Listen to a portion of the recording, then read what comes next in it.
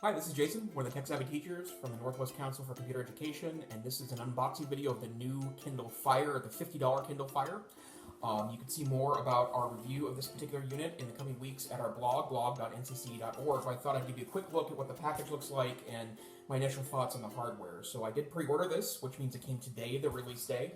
Amazon, of course, offered me free shipping because I'm a Prime member, something that's very much worth your time and money. But let's go ahead and unbox this particular piece of hardware.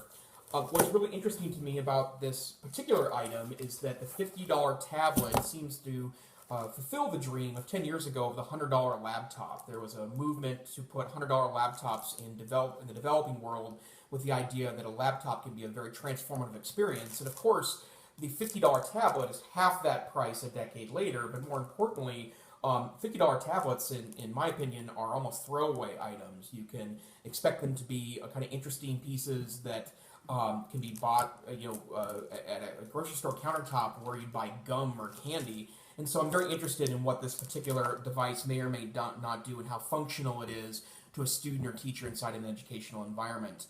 I'll put a link to my initial reactions of this particular item in the notes next to this video on our blog. But part of my concern here was that the Kindle Fire tablet hasn't always been a really friendly environment to the enterprise. So I could see going off and buying 6, 8, 10, 15, 20 of these for your students and then getting some pushback from the tech folks in your building because they aren't really manageable like a Windows device would be or a Chrome device, both very popular in the classroom. So here's the packaging.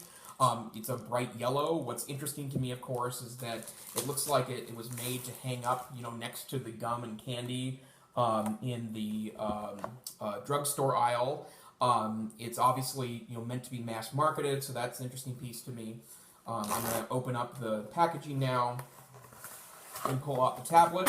And of course, the first thing I did was drop all the items on the floor, but we have a charging cable. Also, very interestingly, we have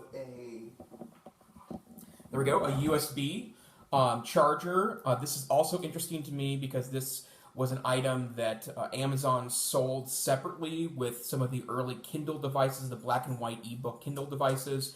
So it's pretty interesting to me that they're now giving these away as part of the process. All of these add value to a $50 tablet. And then, of course, we have the tablet itself. It feels very similar in weight to maybe an earlier generation Kindle, the black and white Kindles. I did own the first generation Kindle Fire. I had about 6 months before I gave it away to someone else. I didn't like the tablet at the time because I felt that the Amazon UI was a little heavy-handed and it wasn't as clean as a standard Android device. My understanding is that this version of the Fire utilizes a more recent operating system of the Fire OS that's a lot cleaner. I have to say, already in the hand, it feels pretty lightweight but sturdy, which is something I wasn't expecting. And this is a lot thinner and kind of svelte compared to that first generation Fire, which was kind of thick and not great in the hand. There is a couple interesting things on the actual device. There is a power button, obviously, on top, a rocker for volume. There is a micro USB cable for charging purposes, and again, the charger does come with the device.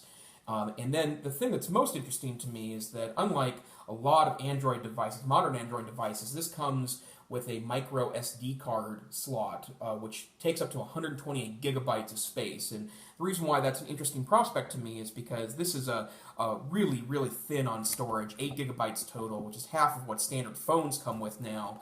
And I would expect this to be a media-heavy device, but if you're able to put music and media on a micro SD card, that's suddenly a lot more interesting that this could hold, over 100 gigabytes of media that you can carry with you in your pocket.